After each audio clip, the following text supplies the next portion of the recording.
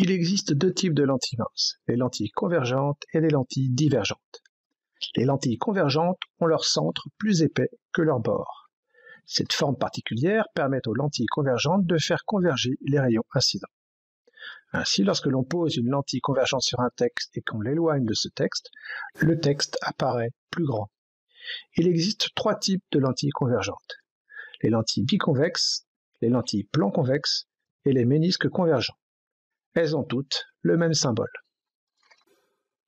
Les lentilles divergentes, quant à elles, ont leur centre plus fin que leur bord. Cette forme particulière permet aux lentilles divergentes de faire diverger les rayons incidents.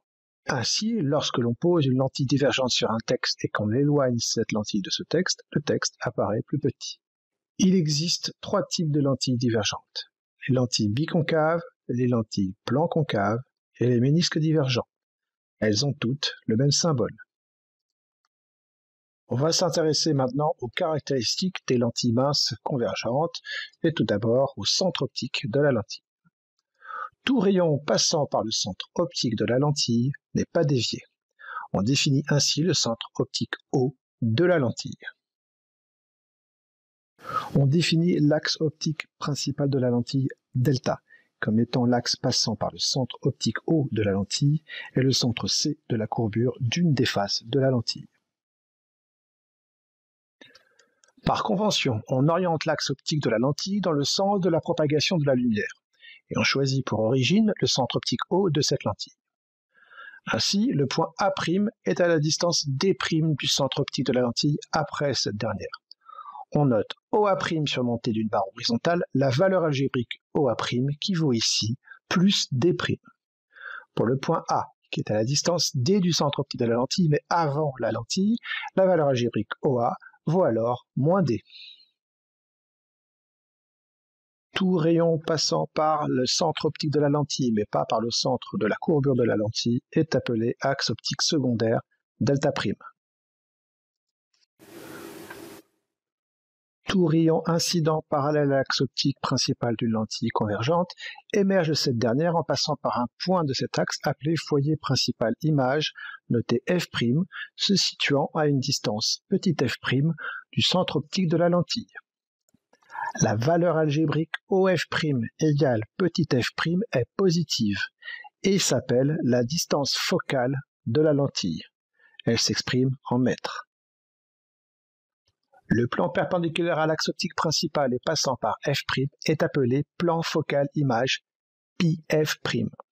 L'intersection de ce plan focal image πf' et d'un axe optique secondaire est appelé foyer secondaire image F1'.